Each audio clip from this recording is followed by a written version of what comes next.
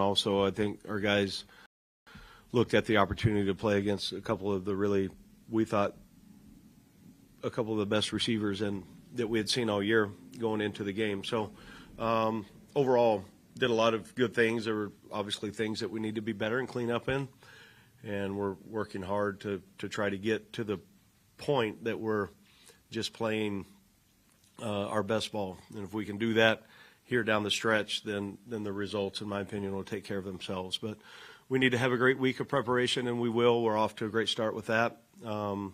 Obviously, the chance to go 1-0 this week opens up a lot of doors for us. We know that. We've talked about that as a team. And none of it matters if we don't take care of business this week. So that's where our focus is and how important it is to win this rivalry game. It means a lot to me. It means a lot to our players. It means a lot to our organization, our fans, our donors, the alumni, and everything that goes into it. We know what this game means, and we're certainly excited to have the game at home, and would anticipate a great crowd, and we'll be excited to go play. Question. Coach, you mentioned the schematic changes on defense, 3-3-5 way more often than not. How many weeks in the making was that, and how long did that take to install? Yeah, I think we've worked on it over the course of maybe even back during spring ball, and just have picked moments this year that has been important to us, that we've run a little bit of it. We just, we majored in it the other night, not minored in it. And we asked Manny Powell to play a lot of different spots the other night on the field, and he did a great job. But I would say, the buildup of building that defense has taken some time. And then we knew execution-wise, we felt comfortable enough in the number of rep count that we had running that we would be have a chance to play it successful in a game. So long time coming. There were some additions that Coach Shearer and the defensive staff made into last week with route concepts and how to match some different things up. But again, our players did a great job. I think that another sign of maturity on what they can handle. You dealt with elements the last two road games that mentally you had to get through. I mean, everyone talks about your physical and skill and talent, but where do you think the mental part comes from on this team, whether it's the leaders or whatever, in terms of get through those things?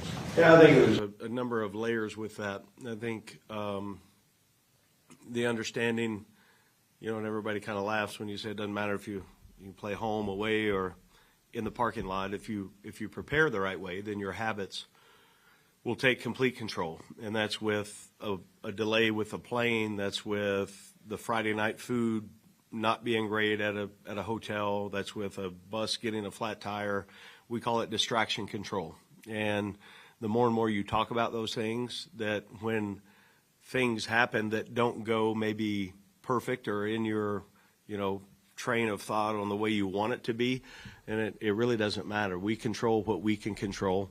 We got to make sure that we go in any environment, in any weather condition, and just go play our best and play our best ball. And if we spend time wasted on any of those factors you can't control, then I think it affects your preparation. It affects your performance. So those are lessons that we've talked about a lot in our program over the last 23 months.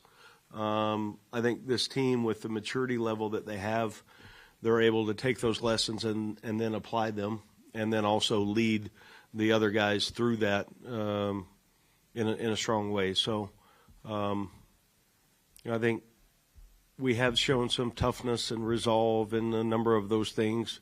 We know that every day in life it's not going to be sunny and 75. There's going to be some ups and some downs. And can you stay the course? Can you stay in the fight? And our guys have shown a great way to be able to do that this year. Jarvis Ware was all over Nick Nash, kind of matched up on him all night. Was that just a matter of, where he was assigned to cover and Nash kept coming through those areas, or was that a one-on-one do it by design? No, we wanted to match those two up. Because we like Jarvis's man techniques. He's long physically and in the way he's built. He's got really good feet. We thought that would give us a chance to disrupt the timing at least on the line of scrimmage. And then the 50-50 balls that he had been able to come down with up until the game the other night, we thought a bigger body there would help us as well. So Jarvis did a great job on being able to play the way we needed him to. He played clean all night. Didn't have any penalties, and I would say was his best game since he's been here. Coach, this rivalry matchup, the records sometimes go out the window. What have you seen from UNR's quarterback? Yeah, they're playing well. The quarterback, he obviously had some success against us last year. I recruited the kid out of high school, so I know a little bit more about him background-wise. He ended up going to Colorado and then ended up where he is now. So, we present all the information to our team as much as we can on record, on a number of things. But every single week, once it gets, especially within the 48 hours of your preparation, none of that stuff matters. And really it matters about how well we have prepared. Are we ready to go execute? Do we understand the game plan? Can we play fast? Can we play free? Can we get in that state of being able to play with great reaction? Those things are so important to us. And, there's a lot of opinions about the rivalry and, throw out the records and all. I think that's every week.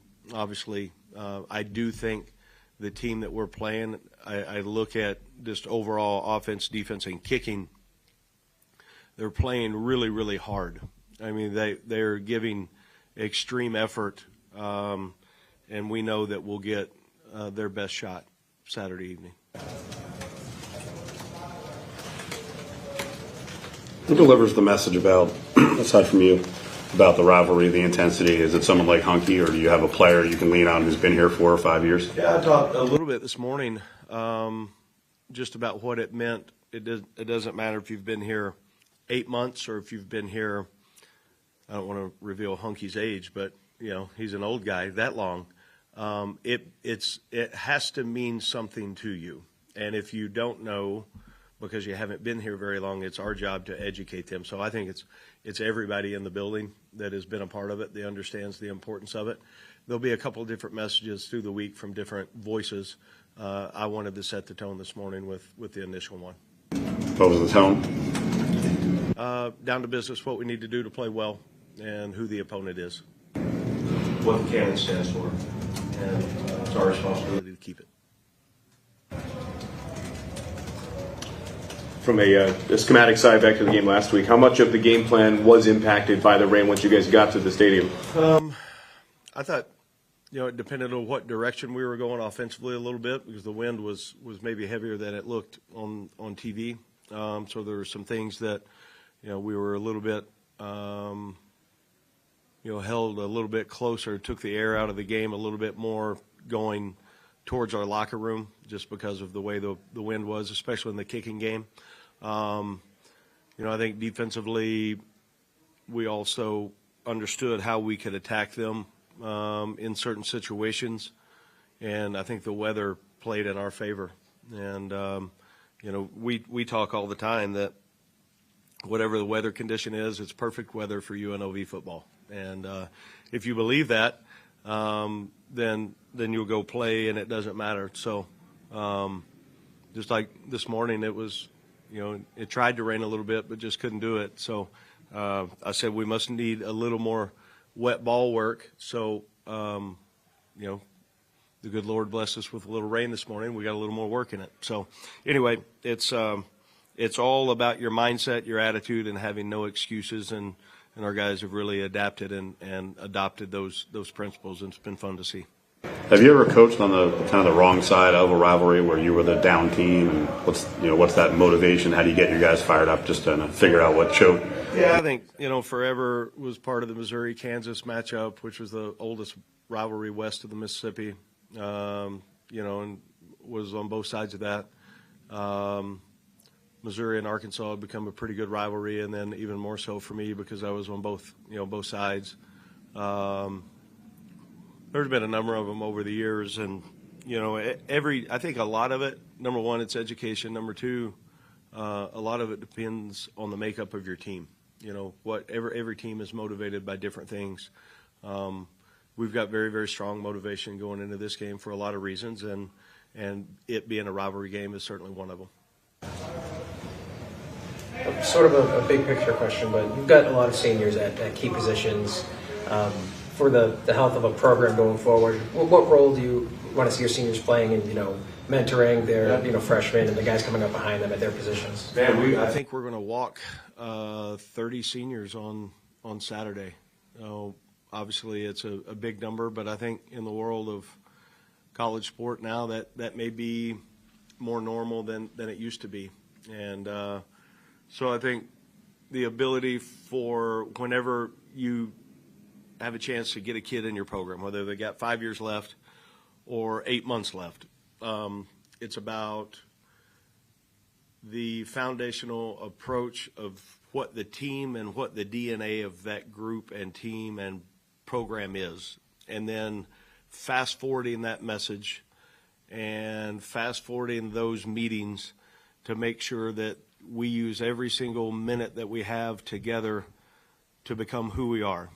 And then once you're all in with both feet, then you become a teacher of the program. And I think this group of 30 they have done a great job, however long or short they've been here. This will be something that, I told them that today, and they will always remember their last home game as a senior.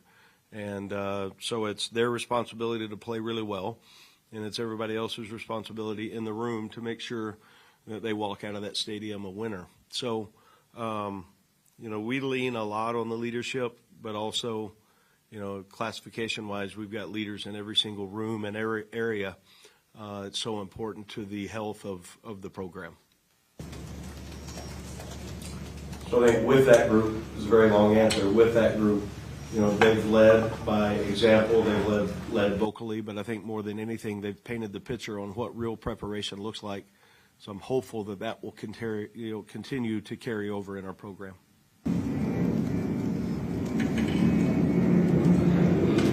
What are you thankful for with the football team and this season? Yeah, I'm thankful for the leadership. I'm thankful for them trusting us, me.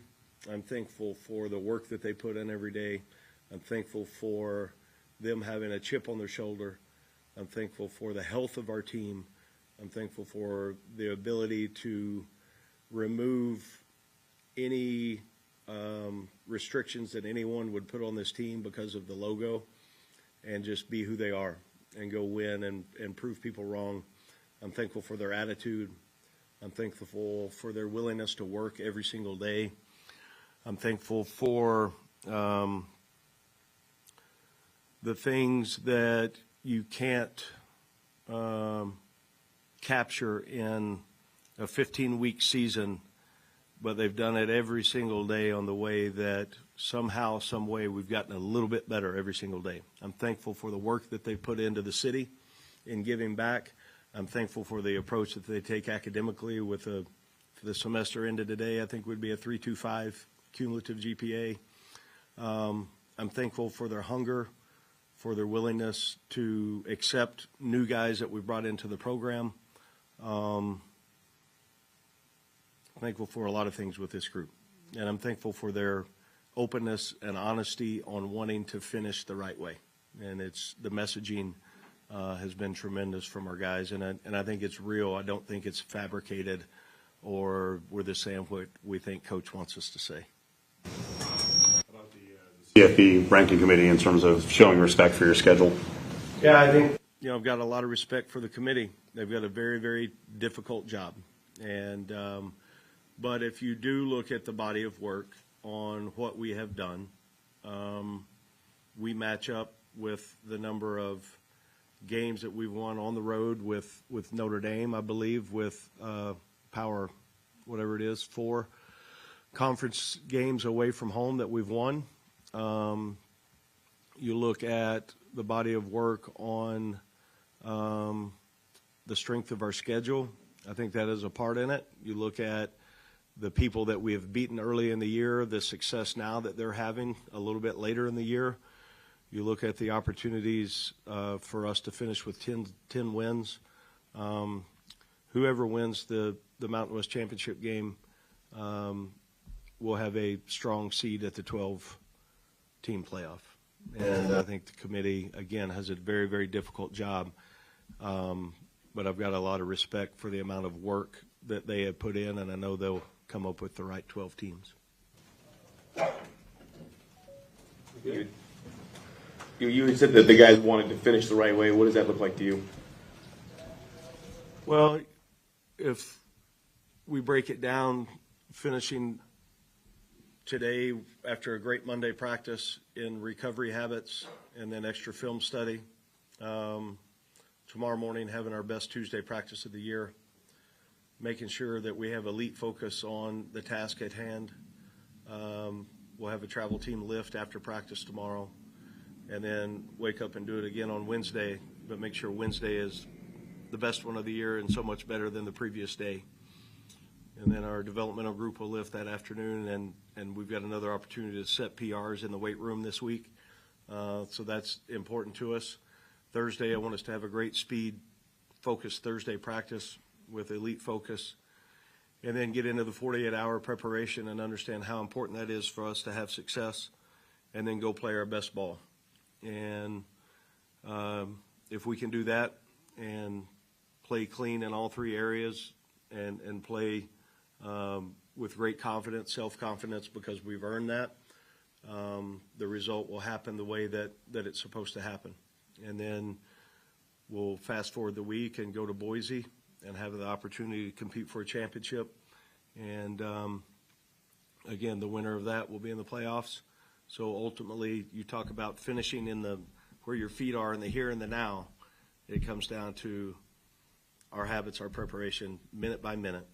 And then big picture, you make sure that you finish the regular season the right way, the Mountain West Championship the right way in a win. You get into the playoffs, and then everybody has got a clean slate, and you go to work. Thank you. Thanks, guys. Have a great week.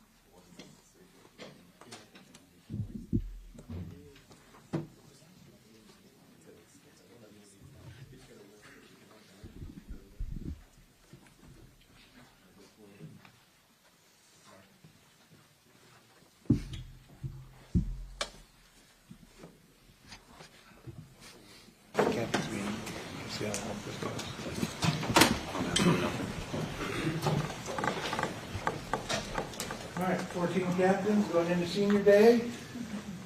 Any questions? Jackson, your coach just talked about the mental aspect of your team, playing in elements on the road the last 2 times. Where do you think that comes from? Not only beside the physical, but the skill play and stuff. Yeah, we continue to talk about habits, but if you keep your habits the same, it doesn't matter where you play. If, Coach talks about it, we can play in the parking lot. It really doesn't matter. We're going to go out there and play our brand of ball, and I think this team has bought into that. It doesn't matter where we're going to play. We're going to go out there and fight, and I think that showed up this year. And then, obviously we got a bunch of leaders on this team too, so no matter where we are, the leadership shows up, and we go and win the ball game. Ricky, can you talk about the fight you saw from your side of the ball in San Jose and Jet, just all the success you guys are having? I feel like we played a complete game, with the circumstances, the adversity with the rain and the weather. I feel like, we just bought in, to the culture, and everybody did their 111, their job. So, and I feel like if we do that, every game, every day, that allows us, to just come victorious each and every weekend. What's the excitement, the buzz, the energy in the building this week? I would definitely say we got a pep in our step, but we're still locked in on winning this last game of the season, the regular season, coming 1-0 this week. And I feel like if we do that, everything will take care of itself leading on. Jackson, last year going into the final game, it was, for you guys, it was, composite rankings and math and all this stuff, but now it's pretty simple. If you win, you're in the championship game. Does that change the mentality, or what does that do for you guys, knowing that if you win this game, you're in the title game? Yeah, I mean, I think it's cliche to say, but we're focused on this game. There's going to be a war. We're ready.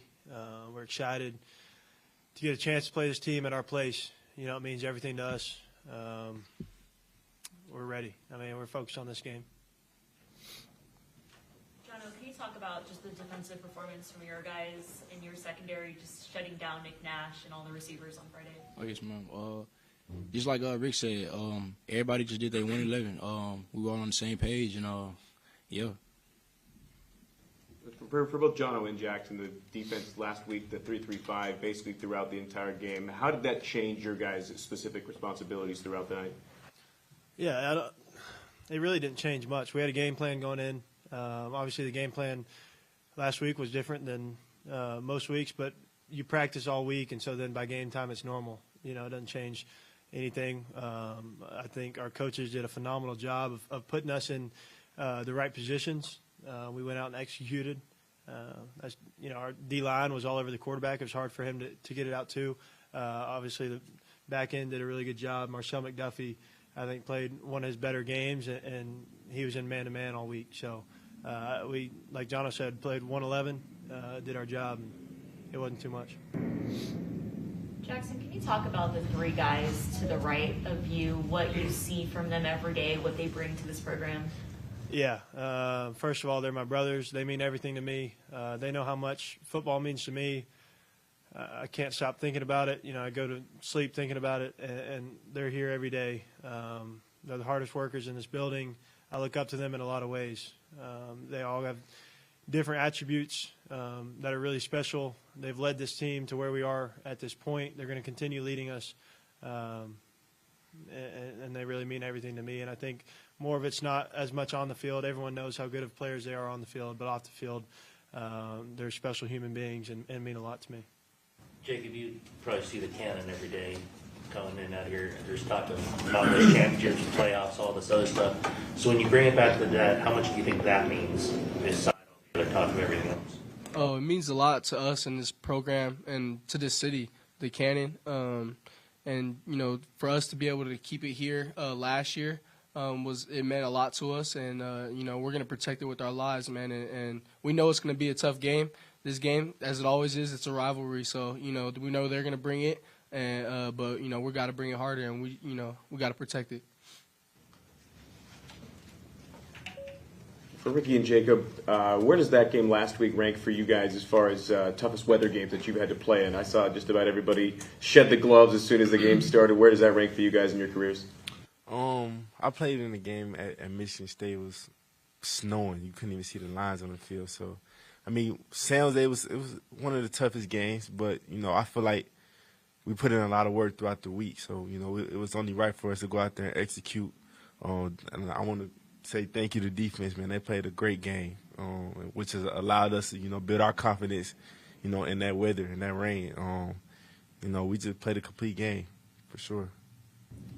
Yeah, I would say that was one of the toughest games I've played in the rain so far. It was not just the rain, but it was also cold, too. It wasn't like Hawaii. When it was raining over there, it was still, it wasn't as bad because it wasn't cold. But I would rank that pretty high in my top, weather games for me. I know Rick played in the snow, so that's different. But, yeah. But I'm just proud, of how everybody executed. And, it wasn't always pretty, the game, but, we fought through it, all the adversity and ended up getting, the win. Ricky, you and Hodge were able to extend drives and really win the ball game on Friday. What are you seeing from Hodge late in this season? Why are you guys having success? Him just being a leader, someone that you could depend on. He's always just focused and locked in. He's played a lot of snaps, not even just here, but, at his old school at Campbell. So he's very mature at the QB position, makes great decisions. And like I say, he's a great leader. And for him to be at that position, we all just follow him, you know.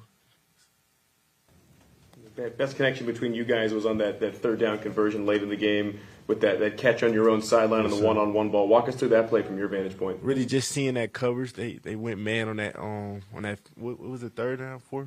It might have been third down, yeah. So they went man on that coverage. You know, and him giving me that signal, I nodded back to him, and from there we already knew what it was. I had to make a play, so. Ricky, as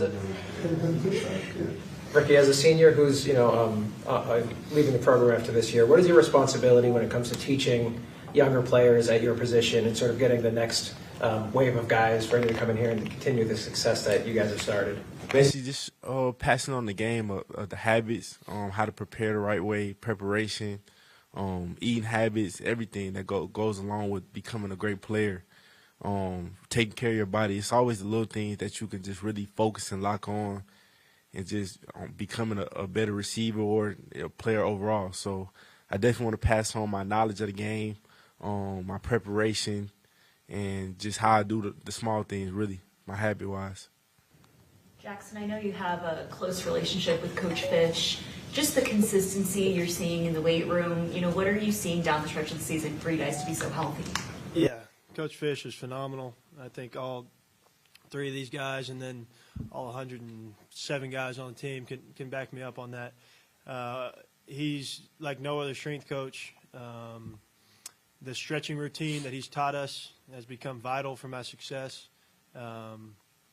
He's in there every day. He builds a culture too. Nothing gets by him. It doesn't matter if you're wearing the wrong socks, shoestrings, whatever it is. He's going to see it, and he knows it's not acceptable. He teaches us how to lead. He's been around the game for so long at so many different levels. He means a lot to us, and it's carried on to us playing on the field and led us to success. Ricky, we heard Coach Odom say last week a few times that he considered training you for a corner. I'm just curious your reaction to that. I would love that. I did a lot of. I played both sides of the ball growing up and in high school. So I just any time I can help my team win, I'm all for it. I want to get out there and compete. So I don't mind at all. Ricky, did you get a piece of that punt in Hawaii, or were you close, or what happened on that I was very close. I was very surprised on how I didn't block the ball. It was very surprising to me, but I was definitely close though. Can you guys add some context to? It looked like there was like a dance battle on the field after the third quarter. Just like what was happening there? Just getting our juices going. That's what it's all about. We didn't have a crowd behind us, so we had to basically get our own selves going. That's what we did. We came together. They put our theme song on for our fourth quarter. We just put it together and just got each other going. So that's all we could do. Could you guys hear the band? And Yes. what kind of impact they had? It was different. 100%. I should have mentioned it earlier. They were huge. It means a lot that they come out there in the rain and the cold and are out there. That was super impressive. It means a lot to us. It shows us how much they care. Obviously, they're a part of our team in a way. They're just an extra. They help us in so many ways, especially when you're on the road and you get to hear the Rebels chant. That means so much. Gets us going. Makes us feel at home.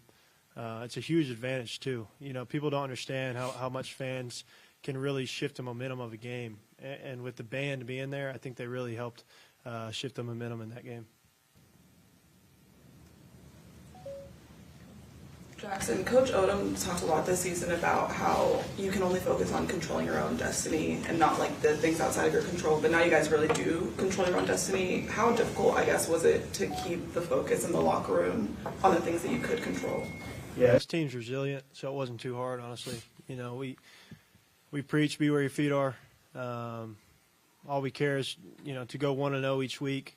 We really mean that. It's not just, saying. And then, these leaders that are next to me and also in the locker room know the mission, know the plan each week. We're focused.